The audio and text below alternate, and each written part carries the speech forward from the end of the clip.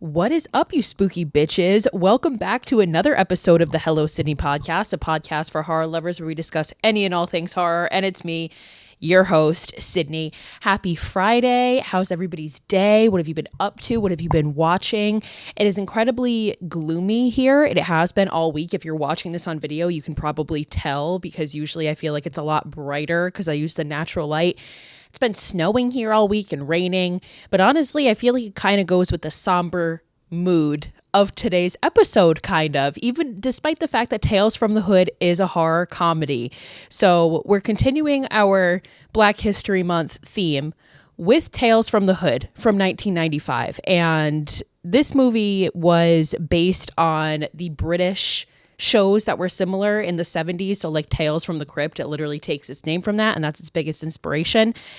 And I feel like this movie, because it's a horror comedy, is really overlooked and not really taken seriously. Because again, horror comedy, you definitely see comedic elements of it. There's also some really like kind of crappy visuals with it, like effect wise. So it is kind of like almost cheap looking at times, specifically at the end.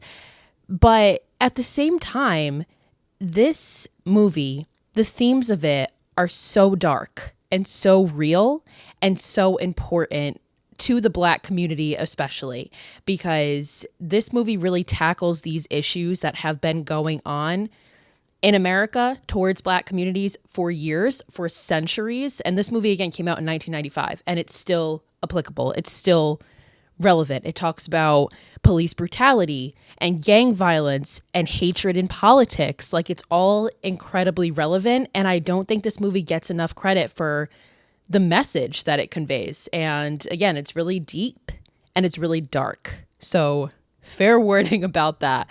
But again, there are some comedic elements because it is kind of almost disguised as a horror comedy, despite the fact that it's talking about some really, really serious things. So we're just going to jump right into it. So Tales from the Hood came out in 1995. It's about an hour and 38 minutes long. It is an anthology style movie. So again, it's based on Tales from the Crypt. That's how it got its name. And Tales from the Hood has a 6.5 on IMDb, which really is not bad. I still just feel like this movie is one that is not watched frequently. Like, a lot of people have not seen this movie. So that should change. But 6.5 for a horror movie, not too shabby. So at least the people who have seen it agree that it's a pretty good movie. So Tales from the Hood opens up with the title card and the opening credits, like gets it right away, tells us exactly what we're getting into.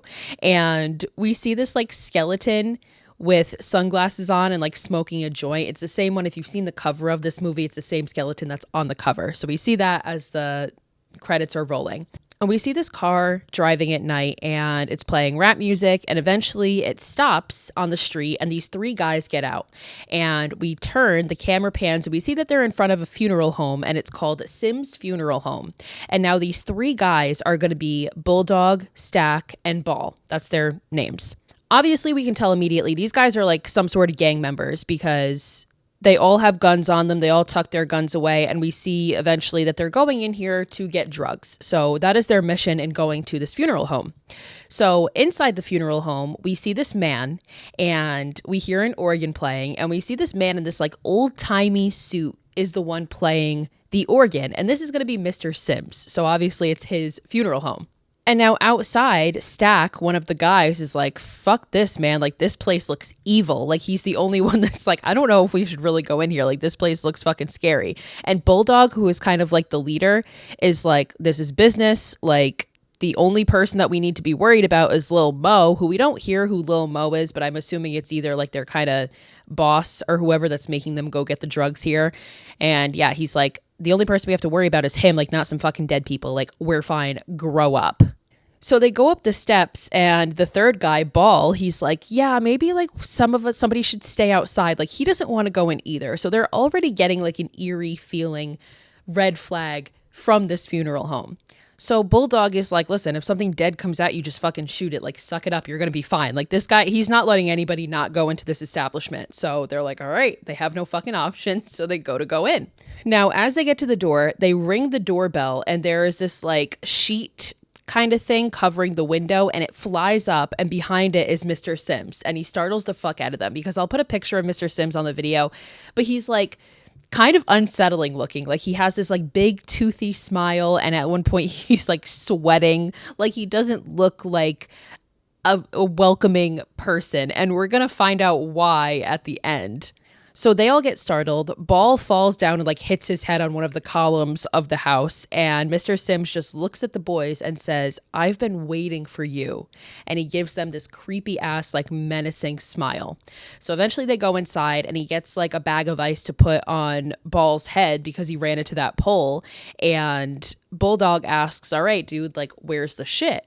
And Mr. Sims is like kind of confused at first. And then he's like, "Oh, the drugs." Like he obviously has not done this before and like is not part of this life. And he's like, "Oh, the drugs." And he's saying like, "I found them in an alley. Do you have the money?" And Bulldog's like, "Yeah, you'll get the money when we get the shit." And Sims is like, "Okay." And Sims goes up to this casket that is in the room that they're in, and he opens it. And inside of it is a dead body. And Mr. Sims explains how, "I'm not a drug dealer, I'm a mortician. Like, this is my funeral home." And Stack looks at the dead guy and he asks what happened to him. And Mr. Sims says, "They say that he went crazy and death comes in strange packages." And Bulldog really wants nothing to fucking do with this. He keeps being like, "All right, let's get the shit. Like, fuck this." And Sims looks at him and is like, "Oh, you'll get the shit. You'll be knee deep in shit. I've got it. But first, I'm going to tell you about Clarence here." And he points at the dead body. And Mr. Sims is like, "I'm going to tell you about Clarence along the way, unless you're scared." And of course, Bulldog's like not fucking scared of anything, right? So Mr. Sims gets into the story. And this is going to be our first segment of the anthology. So this is how the anthology is told. Like we see these dead bodies and we kind of get the stories of what happened to them. So Mr. Sims goes on to say, "They say that he was hearing voices calling his name, voices from the dead." And we zoom in on Clarence's body, and he sits up and his eyes open. And we flash to Clarence being alive. So we see Clarence is actually a cop, and he is with his partner, and the two of them pull up, and they see these other two cops, and these two cops have a black man pulled over. I should say, so Clarence is black, and the three other cops that he is with are white, and he sees that two of those cops have a black man pulled over.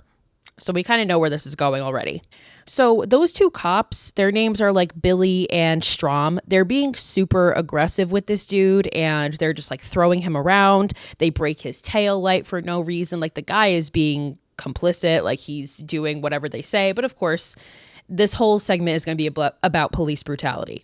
And now the cops are threatening this black man and saying, like, "You're not taking any more cops' badges." And the man, whose name is going to be Martin, he's like, "If the cops keep selling drugs in my community, I will take them down." And they hit him. So they punch him in the face, and now Clarence tries to step in because he's like, "What the fuck are you doing?" And they send him away because apparently Clarence is a rookie, so they like want nothing to do with him. But they're like, "Go check and see if this car is stolen." So he goes in the cop car and he's looking up the license plate, running the plate. And meanwhile, the other three cops are like taunting this guy. And Martin says, "Listen, I have nothing against good cops," which he's basically saying to them, like, "You guys are fucking dirty and I do have a problem with you." And this pisses them off. So they literally throw his head through the driver's side window of his own car, and that causes him to finally like fight back, and he hits one of them, which like, these guys have been beating you and you finally fucking throw a punch. Like he hits them. And obviously this isn't a good thing for him because then they start just like beating him. So they start, all three of them, just like punching him, beating him. And there's one really symbolic scene of, I think it's Strom, who's going to be like the main asshole. And he takes out his, like, what are those, the batons, those things, which like, I don't even know if cops carry those around anymore, but he takes out his baton and he starts like hitting him with it. But the way that he's doing it, and it kind of gets it in slow motion, it's like he's being whipped.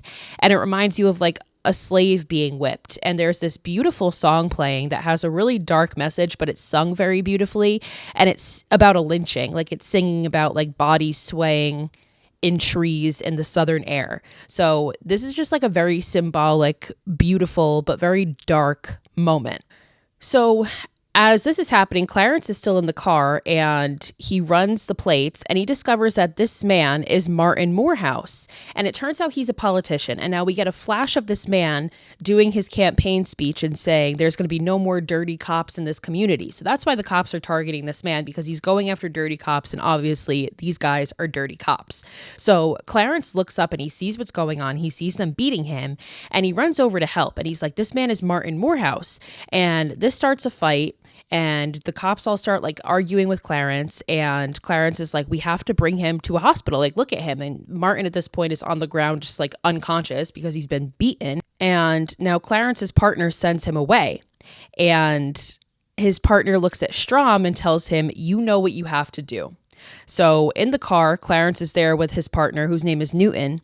And Clarence is like, we have to report those guys. And Newton pulls over and he's like, no. Those assholes are cops and you are a cop. And who the fuck are you to judge? They've been risking their lives for years. And that guy went for Strom's gun. As if Clarence or anybody is going to believe that. We obviously know that's not the case. And Newton just tells Clarence, you never rat out a fellow officer.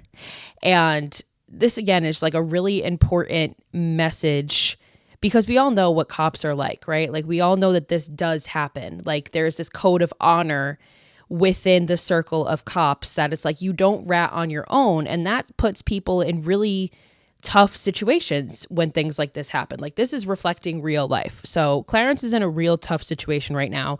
And then we cut to the other two cops and they have Martin in the back seat. And again, he is just bloodied. He's unconscious from being beat. And they end up taking him to this like river area. And they put him in the front seat of his car and they pull out a needle and they inject him with drugs. So they're going to make this look like he overdosed and he died. So they inject him with drugs and they admit to him as he's dying that, yeah, the cops are dealing drugs, but you're never going to tell anybody about it. And they plant a bunch of drugs in the trunk of his car and they drive his car into the water. So Martin dies. Martin is killed by these cops. So the next shot we see is of Clarence, and he is waking up to his name being called and the words "bring them to me" echoing in his mind. And we see some time has gone by because Clarence is all sorts of fucked up. He's like a heavy drinker now. He just wakes up and starts drinking immediately. And next to him is a newspaper article about Martin Morehouse being found dead, having died of an overdose or whatever the fuck they think it is. So Clarence goes out, he's walking down the street, he's like drinking out of a paper bag. This whole situation has obviously fucked him up, and that lynching song is playing again in the background. And we once again hear this voice echoing in Clarence's head, "Bring them to me." And Clarence looks up and sees this big mural of Martin on the side of a street. And we get an image of Martin like crucified. And he once again says to Clarence, "Bring them to me." So he keeps coming back and like haunting Clarence from the grave. So Clarence does exactly that. So the next shot we get is those three cops driving through a cemetery and they see Clarence sitting on a gravestone. And they get out of the car and he says to them, "Welcome, like I thought you weren't going to show." So obviously he invited the cops, asked them to come here, and Strom gets him down off of this gravestone, is like, "Okay, like what did you call us out here for?" And Clarence says, "A celebration." And Strom, just being an asshole and obviously just being a fucking racist, just grabs Clarence and like throws him on top of the cop car, like for no fucking reason. And he's like, "Well, what are we celebrating?" And Clarence says, "Our anniversary, because 1 year ago I fell for your bullshit and believed that you were taking Martin to the hospital and you did what you did instead." And the cops are trying to tell Clarence like, "Oh, he didn't want to go." And they start yelling at each other and arguing. Clarence obviously knows that this is fucking bullshit. And Clarence is like, "I should have turned you all in instead of just quitting." Like, so obviously he carries some sort of guilt about that. And now they're yelling at Clarence saying, "No, you quit because you're a pussy." And Clarence interrupts and he's like, "You know what? I just thought that we should pay our respects and pay Martin a visit. And he's right over there. Can we at least do that?" And he kind of gets them to go by then throwing that back in Strom's face. And he's like, "Or are you too much of a pussy to go?" And he starts walking to Martin's gravestone and they all start following him. But as they're following him, one of them tells Newton Clarence won't be making it back. So they like already have like this unspoken plan to just like kill Clarence. I guess they would probably want to kill him because he knows what they actually did. But it's like, who's going to believe him now? He's a fucking alcoholic. He quit the force. And these are like 3 like seasoned police officers, I'm assuming. So, but now apparently they want to fucking kill Clarence too. So Clarence gets to the grave and he looks at it and he starts speaking to Martin and he's saying, I brought them here. Like, are you happy? And the cops see this and they start laughing at him. And all of a sudden lightning strikes and it kind of comes out of nowhere. And one of the cops like kind of panics and Strom is like, chill, it's a fucking storm. Like, it's fine. And Strom goes over to Clarence's grave and he fucking starts peeing on it. He's like, I'm going to piss on his grave because fuck this guy. Like, as if you didn't already do enough damage, you now need to like piss on his fucking grave. And now he makes the other officer, Billy, go over and pee on his grave as well. And Billy's like, I don't have to go. And Strom like bullies him into pissing on this guy's grave. And Billy is just a little pushover bitch and just goes and does it.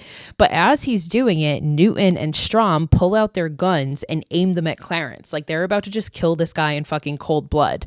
And they get very quickly distracted because as Billy is pissing on this grave, a hand comes up and fucking grabs him. So of course this is Martin. And we knew that this was going to happen because of the way that he was trying to get Clarence to bring them back to him.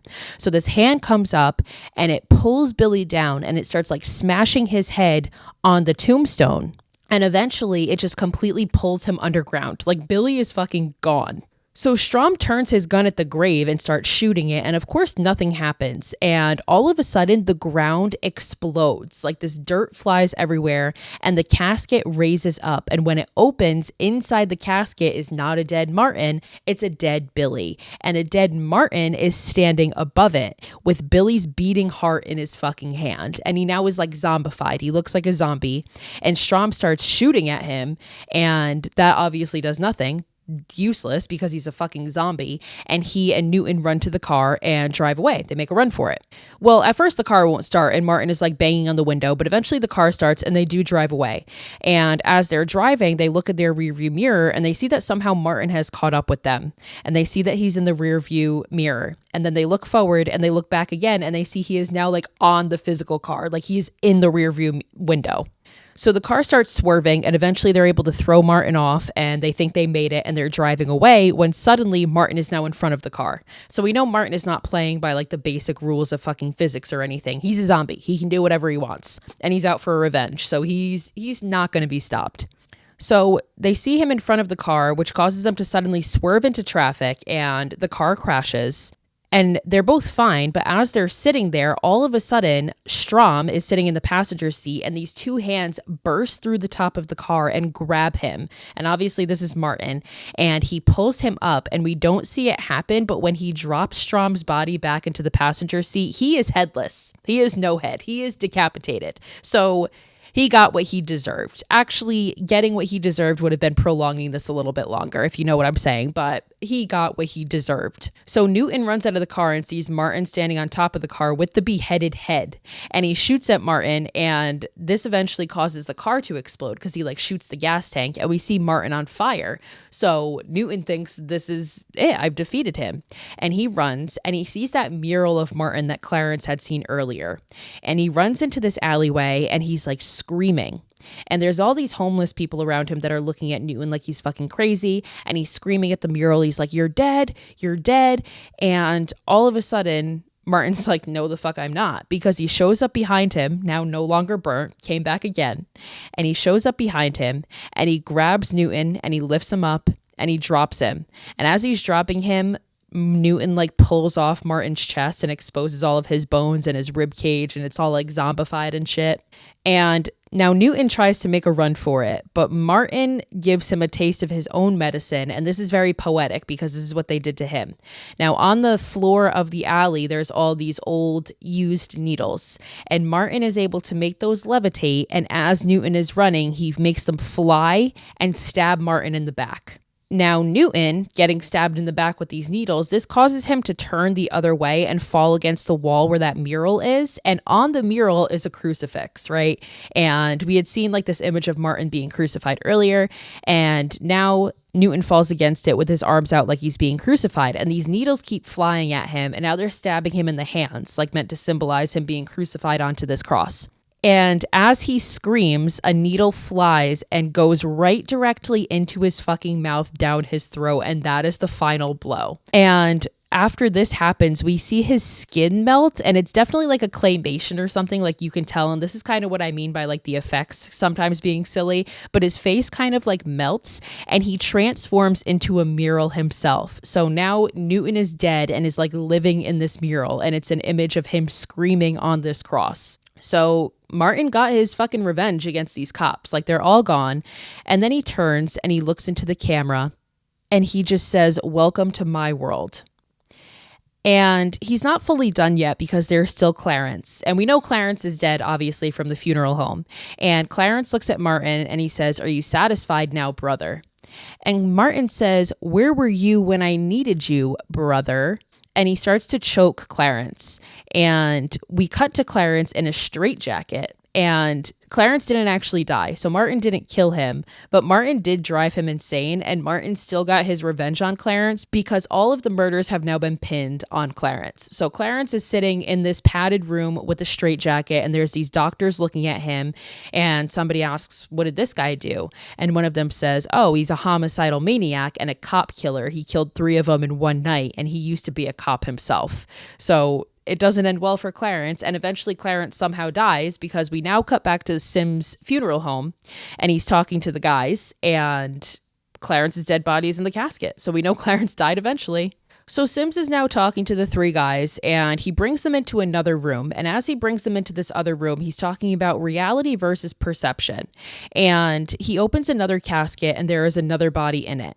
And we don't see this body yet, but the guys kind of like jump back, like they're startled by what they're seeing. And they're like, "What the fuck happened to him?" So they're kind of like stunned to see whatever is in this casket. And we don't see it until the end, but they're like, "What the fuck happened to him?" And then Bulldog once again is like, "Can we just get our shit and go? Like, we're all fucking set here. Like, we don't want to hear another story." But Mr. Sims, of course, is going to tell it to them anyway. He doesn't give a fuck. So Mr. Sims completely ignores him, and he goes on to say, "This one is a classic case of what is and isn't real in the mind of a boy named Walter, and it's about perception versus reality." So we cut to this young boy named Walter, and he's laying in his bed, and he has a flashlight, and he's looking all over his room, and you can tell he's like kind of scared by something. And we start to hear this noise coming from outside of his door, and we focus on the doorknob, and it starts to kind of rattle, and we start to hear this growling, and then we cut. So we don't actually see what's behind the door yet. But we cut to the next day in school, and we see Walter being brought into a classroom, and he's being introduced. So he's the new kid, and very quickly we see that they don't take well to new kids in the school, apparently, because at recess we see Walter being beat and bullied by this kid named Tyrone. And a teacher ends up coming out and breaking it up, and he brings Walter into the nurse because he just got beat by this fucking way bigger boy. And the nurse is like checking on him, and he's trying to ask the teacher, whose name is going to be Mr. Garvey. Mr. Garvey is trying to ask Walter, like, "Did Tyrone hit you?" But Walter's not a rat. He's not going to say anything. So he says no. And then they notice like a bruise on his eye. And the nurse says, "Well, it couldn't have been Tyrone because this one is a couple days old." So obviously red flag here. And the teacher asks Walter, like, "Okay, well, if Tyrone didn't hit you, then who did?" And he doesn't answer. So Mr. Garvey goes on to ask if it was someone at home, your mother, no, your father. And Walter said, "No, he's dead." And Walter looks at Mr. Garvey and is like, "It's the monster. It came after my dad died." And of course, Mr. Garvey doesn't believe him. And Walter gets up and he walks out, and he's like, "He said no one would believe me," and he leaves. So we cut back to Walter at home at night again, and we once again see him sitting up in his bed, and he has tears rolling down his face. So obviously he's scared of something, and he once again hears a growling, and it's outside his bedroom door, and the knob starts turning again, and eventually the door rattles like more forcefully, and the grunting gets louder, and eventually the door opens, and we see this claw wrap around the door. And again, Walter is crying, we hear growling, and we just see Walter hide under the covers, and we cut to the next day. So Walter is once again in school, and Mr. Garvey this time notices that he has bruises on his arms. And Walter once again tells Mr. Garvey, like, "It's the monster, he's back." So we see the nurse wrapping Walter's arm, and then that night we get a shot of outside Walter's bedroom window, and we hear growling again and Walter crying to stop. So this is obviously a nightly occurrence that's going on. So the next day at school, we see Walter has skipped recess, and he's in the classroom with Mr. Garvey, and he's drawing this picture of this big green monster. And the teacher asks him, "What is that?" And Walter just says, "Him." And Walter explains how Lori, the girl that sits behind him, told me that if I draw the things that scare me and tear it up, it will go away. Like that's what her mother told her to do. So the teacher is like looking through these pictures that he's drawn, and he sees one of this little boy, and he asks, "Who is it?" And Walter says, "Tyrone." So Walter obviously is scared of Tyrone as well because he bullies him. He's bigger than him. He beats him. And Mr. Garvey asks Walter if he can speak to his mother, which Walter is a little bit hesitant and is like, she doesn't want to hear it. And Mr. Garvey insists. So Walter is like, okay, well, I guess so. And the teacher goes to leave. And as he leaves, this picture falls and Walter picks it up. And we don't see what picture it is, but Walter crumbles it up. And the next scene we get is outside, and we see a boy, Tyrone, being wheeled into an ambulance on a stretcher. So something happened to him, and Mr. Garvey sees it and asks another teacher, and the teacher is like, well, apparently he was running and fell down the stairs, but how do you break both arms and legs just from falling down a flight of stairs? And they're kind of looking at him, and we pan up and we see Walter in the window looking down at them. So obviously Walter knows something that we don't. So later that day, or later that night, at some point, Mr. Garvey ends up going to Walter's house and meeting his mom, whose name is Sissy. And he tells her about the problems that Walter's been having and the bruises. And his mom tries to play it off by saying like, oh, well, he's always falling down. He's fine. And the teacher is like, well, he seems to have this strange preoccupation with this monster in the house. And the moment he says that, Sissy's face drops and she gets really mad and she starts calling Walter in, and he comes in and she's like, what is your problem? Why are you telling these crazy stories? I told you to stop with the monsters. And now outside we hear a car beep, and Sissy makes Walter go to his room and she tells Mr. Garvey to be quiet. So obviously we know somebody's coming home, something's going on. And this man comes in the house, and his name's going to be Carl. And he's just like immediately annoyed. Like he just seems annoyed about fucking life. And he ends up seeing Mr. Garvey and he asks if there's a problem. And Mr. Garvey is like, well, yeah, Walter's having some problems at school. And now this guy walks past him and we see Walter watching from the stairs from above, and he looks kind of scared. And they end up going to talk in the kitchen, and Mr. Garvey is saying how, you know, like he's saying that there's a monster, and he shows him the picture of the green monster. And he's saying he thinks he needs to kill the monster. And Carl is like, I'll talk to him. And now Sissy, who before this was kind of like all flirty with Mr. Garvey and really talking to him, she hasn't said a fucking word. So she is just standing there silently, not saying anything. And Carl tells her, can you show him the door? So basically like, get the fuck out of my house. I've had enough. So Mr. Garvey leaves, and this is where we get probably like one of the most beautiful shots of this movie, and a really cool shot just overall, because we go up to Walter's room and we focus on him, and he's in the corner of his room, and we hear like stomping up the stairs, and suddenly the door opens and we see a silhouette of a monster on Walter's wall standing above him. So obviously this person is facing him, and we see it silhouetted as a monster with horns, and it starts speaking with this voice that's like a monster voice. It's like demonic almost. But when the camera pans out and we see who's actually standing there, it's Carl. And it's just such a beautiful moment, because it's like, this is what Mr. Sims meant by reality versus perception. Like, Walter made up this story about a monster, and the way that he sees this guy is he views him as a monster, and that's why we're seeing this silhouette of a monster. But in reality, it's just an abusive man. It's just his mother's abusive boyfriend. And it's really fucking deep. And again, that's what I mean when I say like this movie doesn't get enough recognition for how like powerful it is in terms of messages like this. But we see Carl's hand, and he's holding the drawing of the monster, and he's like, this is what you think I fucking look like? Because obviously Carl knows that he's abusive, and this picture was about him. So now he goes to grab Walter and Sissy runs in to try and stop him, but he just like beats the shit out of her. Like he hits her multiple times and Carl is like, I'm going to teach you and the boy some respect. And he pulls off his belt and starts whipping her. And now Mr. Garvey, who is still outside in the car, hears screaming and he looks up and he sees the shadows in the window of Carl beating Sissy. So he runs to the door. He's banging on the front door. And now we see Walter run past them and he runs downstairs and Carl chases him. And Mr. Garvey is banging on the door. And Carl ends up cornering Walter in the kitchen and he starts hitting him. And we see that Carl has a tattoo on his arm that says monster. And again, like this is just, it's really sad because obviously things like this happen every day. And it's really sad like what a child's mind will come up with to kind of protect themselves and to cope with things like this. Like you created a monster in your head just to deal with your daily life and what's happening to you. It's really very sad. So eventually Sissy opens the door and lets Mr. Garvey in and he runs and he tries to stop Carl from attacking Walter, but then like he starts hitting Mr. Garvey. So now a fight ensues between the two of them and Mr. Garvey's like on the ground bleeding and he goes for Walter again and Sissy once again jumps in and tries to stop him from hurting her son. But Carl simply like throws her off and grabs Walter again and Sissy goes to hit him with like a frying pan and it's just fucking utter chaos. It's like three people trying to stop this monster, this man, Carl.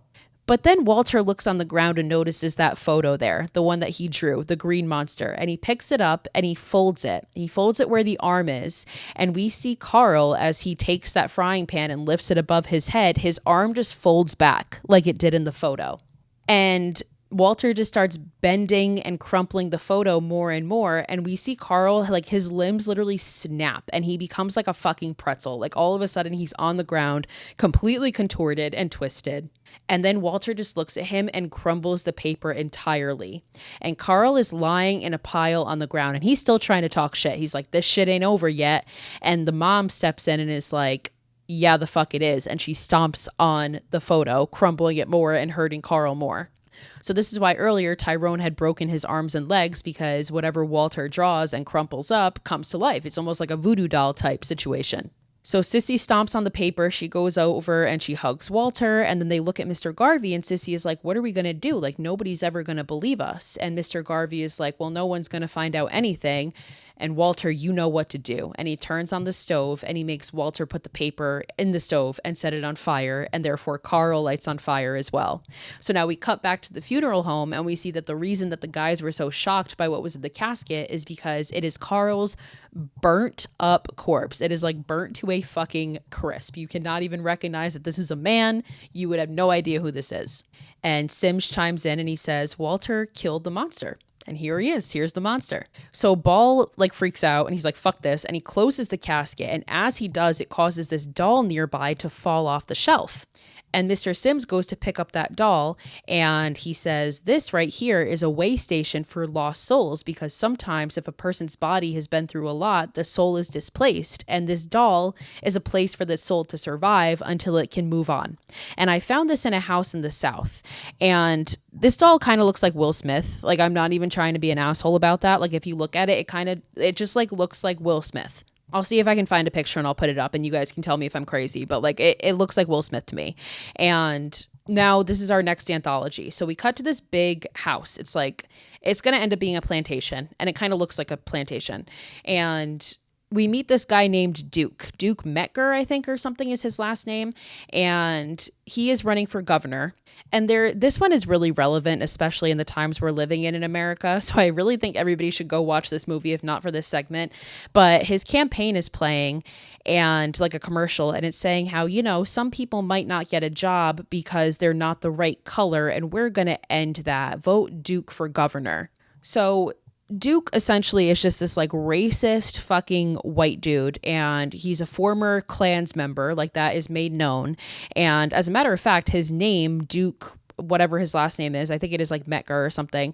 He's named after two very famous white supremacists, apparently. I don't know the names off the top of my head because they're white supremacists, so why the fuck would I know their names? But one of them is Duke and one of them has like the last name that this guy has. So he's named after two white supremacists purposefully because he is a fucking white supremacist, essentially. So Duke looks out his window and he sees that there's like a protest going on his front yard or like on the sidewalk in front of his house. And we cut to them and we see this news cast going on, and they're saying how there's concerns about the Black and Jewish community because Duke is a former Klan member himself, and his house, like this camp that he selected, happens to be a former plantation where some terrible, terrible things happen, and he just doesn't care. And now this other guy jumps in, and his name is Eli. He's like this older dude, and he jumps in and he's like, the souls will make him pay because for the living there are no peace in the dollhouse. And he's talking like the dollhouse is the house that Duke is in. And another guy jumps in and is like, the dollhouse is just a myth. Like, don't even worry about what this crazy old kook is saying. So now we see that Duke is with his campaign assistant, whose name is Rhodey Willis. And this guy is definitely Black himself. Like, he's mixed. He looks light skinned, but he is definitely Black himself. So Duke chose him specifically to try to like win over the Black community. So he hears this guy saying this and he asks Duke, like, well, what about this house would make him say that? And Duke explains that the first owner of this house, his name was Nathan Wilkes, and he owned this plantation. And after the Civil War, he was really upset that his slaves were going to have to go free. God forbid, right? So he was going to have to let his slaves go free.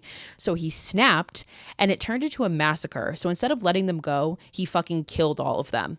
And hundreds of slaves were killed, and 12 of their bodies were hanged just from that tree in the front yard alone. And they were buried in this common grave up the hill. And some fools believed that their souls never rested. And a few years later, there was this voodoo woman, Mrs. Cobbs, who bought the house. And we see that there's this mural of her on the wall. And in this mural, she's sitting in this big rocking chair, and on her lap is the doll that we just saw at Mr. Sims. And around her is a bunch of other little dolls. And Duke explains that the legend is that the souls of the slaves transformed into her dolls, like the slaves that were killed here transformed into the dolls, and they remain in this house till this day.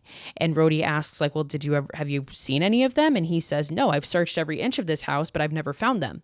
And some people feel like this house should be empty so the souls can rest, but I think it adds some Southern charm. And Rhodey just looks at him and is like, you're a sick fuck. Like, he says that straight up. And Duke is like, yep, but it's your job to change that. So Rhodey is like, okay, well, with that being said, the first thing we're going to work on is defensive media tactics because you don't know how to talk to the fucking media. So Willis is looking up at the mural and he's like, this is like really kind of creepy. And Duke is like, yeah, I'm going to paint over it after the election is all done. And as they're having this conversation, we pan to underneath where they're standing, like underneath the floorboards, and we see the doll, like the main doll from Sims, the main doll that's sitting in Mrs. Cobb's lap. So we then cut to Duke and Rhodey doing like a mock interview, and Willis is like practicing and training him on what to say and training him how to answer questions. And as they're doing this, Willis is like backing up when suddenly he falls down the stairs and like hits his head and smashes it, and there's like blood everywhere, and he dies. Like, he just somehow dies, has a really bad fall, fucking smashes his head and dies. And now we cut to the funeral and we see Duke being interviewed after the funeral, and they're asking if he's afraid of the ghosts and if they had anything to do with this. And this older dude Eli shows up again, and he warns them, like, the souls don't want you there, and they didn't want him there either. Like, that's why this happened, which Duke completely ignores it. And he's like, well, I have no intention of leaving. And Eli is screaming at him as he gets in his car and drives away, like, the souls want reparation. So Duke gets in his limo, and sitting across from him, he sees that little fucking doll. And he's like, who the fuck put this in here? Like, who is fucking with me? And he makes the limo driver stop, and he throws the doll out the window and leaves it behind, thinking he'll never see this again. So now Duke is at home, and he's in his office, and he's watching this final footage that he was taking of Rhodey as he died. And as he slows it down, he notices that the reason that Rhodey fell down the stairs was because he tripped over the fucking doll. He tripped over the doll, and it was just laying there, and that's why he died. And now Duke looks up at the mural, and he notices that the place where the doll was sitting on Mrs. Cobb's lap is now just like a white silhouette. Like, it's just a white outline, like there's nothing drawn in it. So then we get a POV shot of outside the house, and it's like breathing, and it's really low down. So the impression that we get is it's this doll running up to the house. Like, this doll is very much alive, and it is now coming for Duke. So sure enough, Duke hears a knock on the door, and he goes to answer it, and nobody's there. But he hears these little footsteps run by him, and he looks down and he doesn't see anything.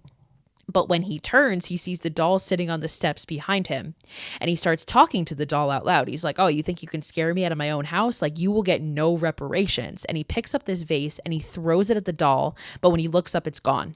And then he hears footsteps again, and he starts checking his office, and he's looking around, and he grabs this American flag, and he just like takes it to the mural and he starts smashing the mural. And as he does, this blood appears on Mrs. Cobbs, as if like him smashing the mural is actually hurting her, as if she's physically a part of the mural. And then all of a sudden he looks up and we see the doll hanging from the chandelier, and it drops on top of Duke and it bites him in the neck. And now Duke manages to throw it off of him and he smashes it with the flagpole repeatedly. And at this point he drops the N-word multiple times. So that's the kind of dude that Duke is. And we knew that already, but he's really showing his true colors now. So he's dropping the N-word multiple times as he takes this doll and he ties it to a dartboard and he aims a rifle at it and he shoots it, and he shoots the head off of it. So now it like has half of a head. So he goes back into his office and he looks at the painting, and this time he sees that more of the dolls are just white outlines now. So more of them have disappeared, which means more of them are now in the real world. And he starts to hear footsteps again. So he goes out and looks in the hallway and he sees the main doll that he just shot put together again somehow. And he starts to load his gun and he's panicking and he's like dropping the bullets, and eventually the doll runs at him, which causes Duke to run away and lock himself in his office. So as he's in the office, he's looking at the painting, and now all of the dolls that were in there have turned to white outlines. So they're all coming for him. And he turns around and sure enough, he sees this army of dolls being led by the main little doll. And he at this point realizes he's fucked. So he just like drops to the ground, giving up, panicking like a little bitch ass that he is. And they all run at him and they attack him and they start like taking bites out of him. And then we notice that Mama Cobb's picture on the mural is now a white outline as well, and she appears sitting in her rocking chair just watching this happen as her little dolls attack and kill this fucking racist ass motherfucker. And she just watches them and rocks back and forth with the doll on her lap, and that's the end of that segment. And now the woman who plays Mrs. Cobbs and the priest who is presiding over Rhodey's funeral are the director's parents. So we put them in there in this scene, which I really love that. So we cut back to Mr. Sims and he's looking at the guys who are just like confused as fuck at this point. And he's like, it gives you a new reverence for dolls, doesn't it? And now the guys are getting more and more impatient. And they're like, are you going to give us our shit, or like, we don't want to listen to ghost stories? And Mr. Sims assures them like, they're not ghost stories, this is all real. And they start like pushing him and they're like kind of yelling at him to give them their shit. And now Stack is distracted because he looks in another room and he sees another body laying in an open casket, and he kind of freaks out because it's very obvious that he recognizes this one as somebody that they've seen. And Ball tries to play it off like, no, we don't know him. So obviously we know that they know him. And Bulldog's like, no, that's just somebody that we've seen around. And Sims is like, yeah, well, he got himself involved in some gang madness. And we get a flash to this man whose name is Jerome. He goes by Crazy K. That's his street name. And he's driving and he's listening to this like gangsta rap. And he drives by another car and he recognizes the guy that's driving the car. So he turns his car around and he's like, I'm going to smoke this motherfucker. Like I'm going after him. So Jerome chases this guy down. He gets out of the car and he shoots this other guy whose name is going to be Deke. He shoots Deke dead. And as he shoots him, these three guys run out of the house that Deke had pulled up to, and they start shooting at Jerome. And he's on the ground, he's shot, he's like bleeding out, and they surround him and he's dying. And we can't see their faces, they're like blurred out. And suddenly all of these cops show up, like a fucking million cop cars, which I don't think this would ever happen this quickly, but these cop cars all show up and they surround them. So the three guys that are standing over Jerome make a run for it, but then suddenly there's a shootout and all three of them get shot and they get killed.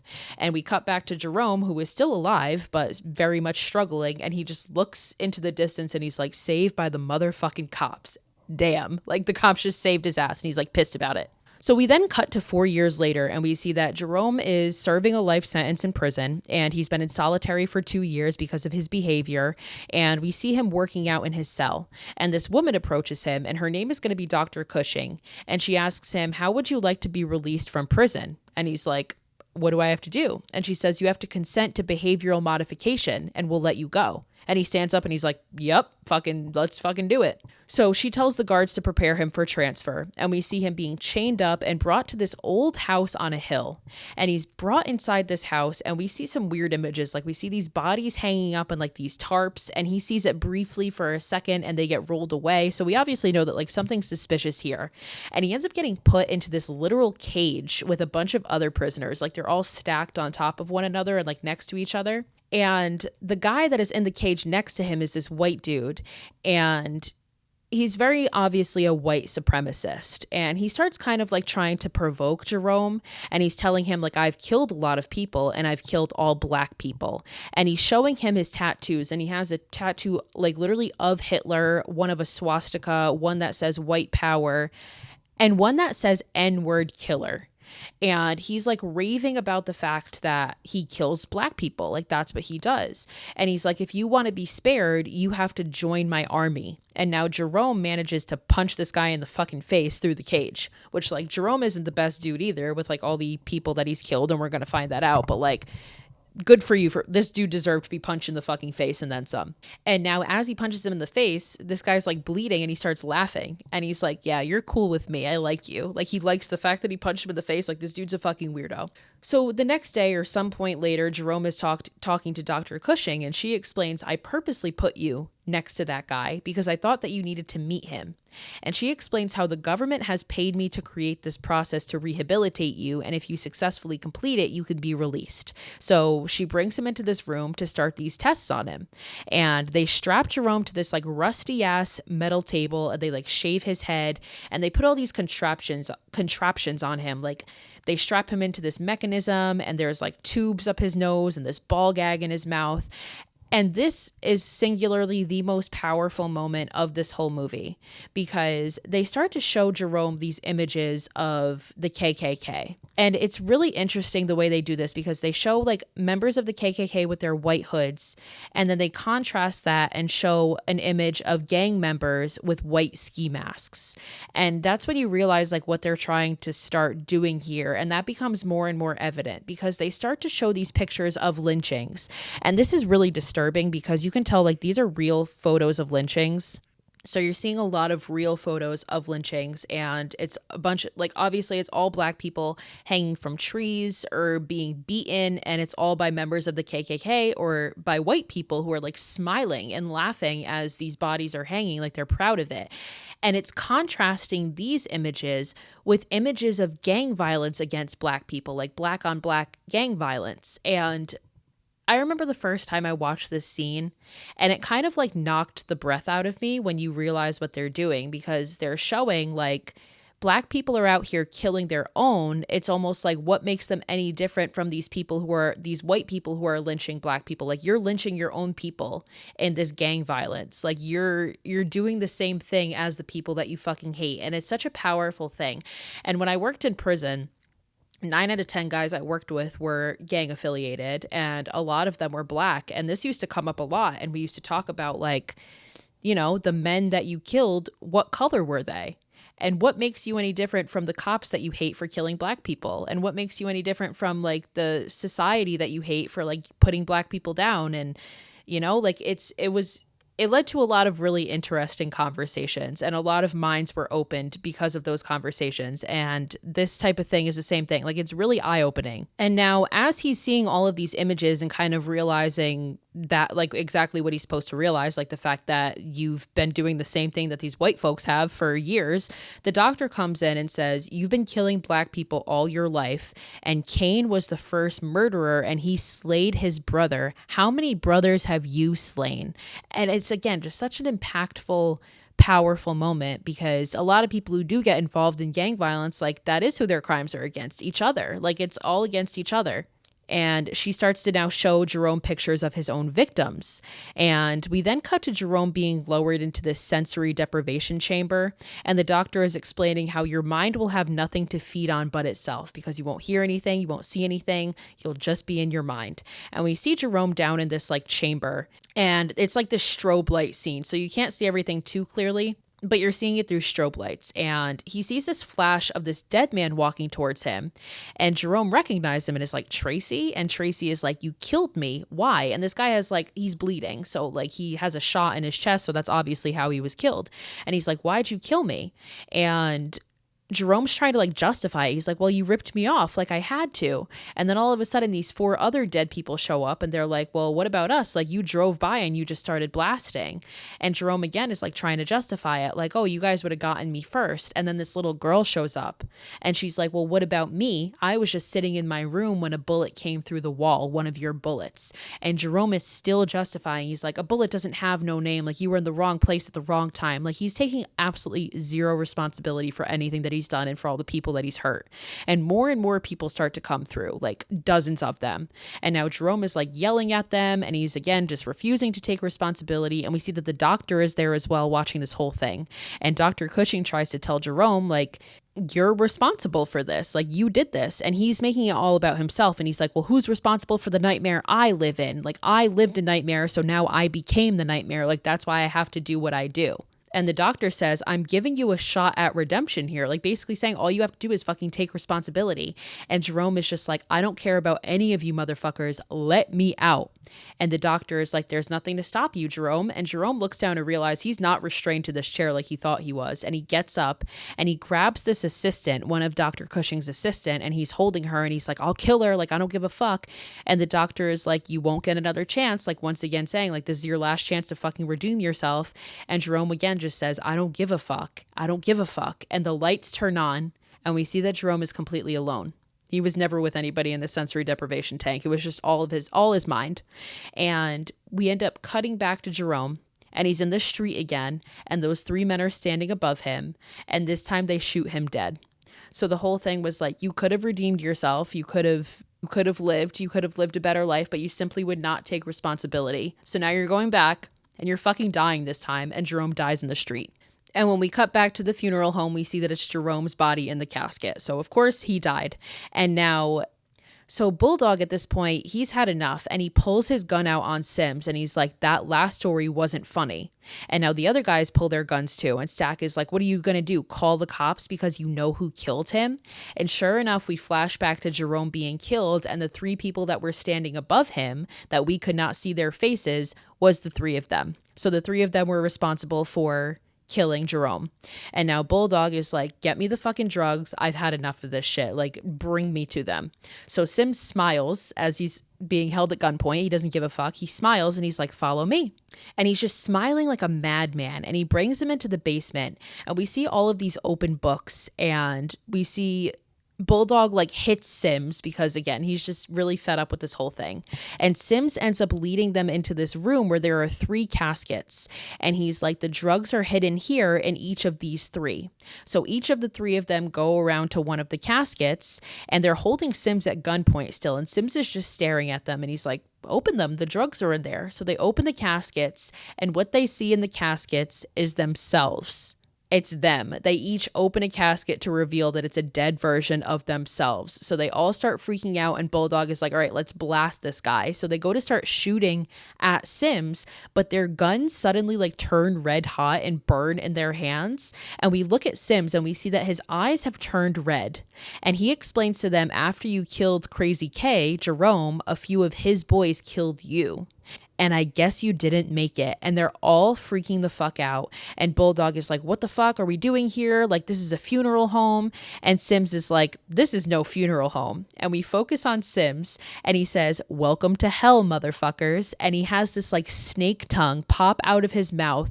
And there's this like Latin chanting that starts playing as Mr. Sims transforms into this winged version of Satan. So the whole time, he's like so unsettling from the beginning because he's not a fucking mortician. He is the devil himself. And Mr. Sims transforms into this devil with horns and like this snake tongue and wings and hooves. And the curtain around him drops and we reveal that there's all flames and they're in hell. And the 3 of them get enveloped in these flames and are in hell. And the movie ends. That's it.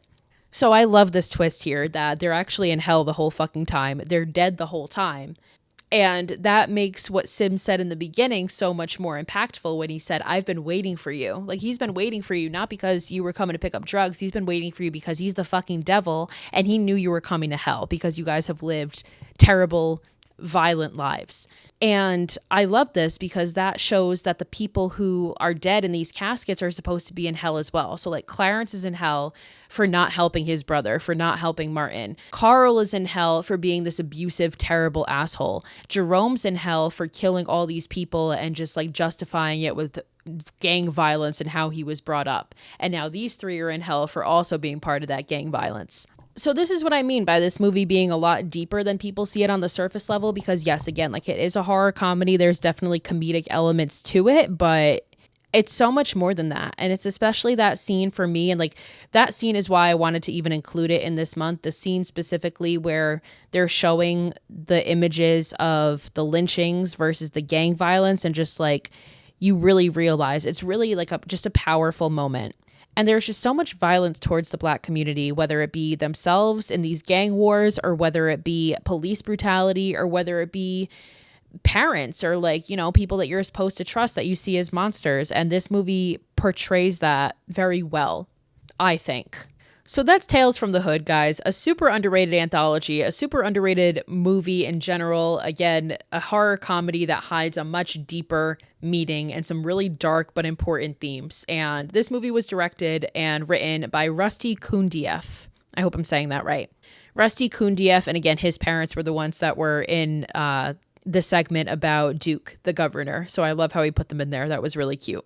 So there you have it. Another banger of a movie that we're covering this month. Next episode is going to be on Night of the Living Dead. And that might be the most important episode I ever do, because that might be the most important movie ever made. So we're going to talk about Night of the Living Dead 1968 and the 1990 remake as well, which is great because our Lord and Savior Tony Todd is in it, but nothing will ever live up to the original, because the message that comes through in that movie is one that we'll never get away from. And it's the reason that this movie is so remembered and so talked about all these years later. And I truly believe that. So we will talk about that on Wednesday.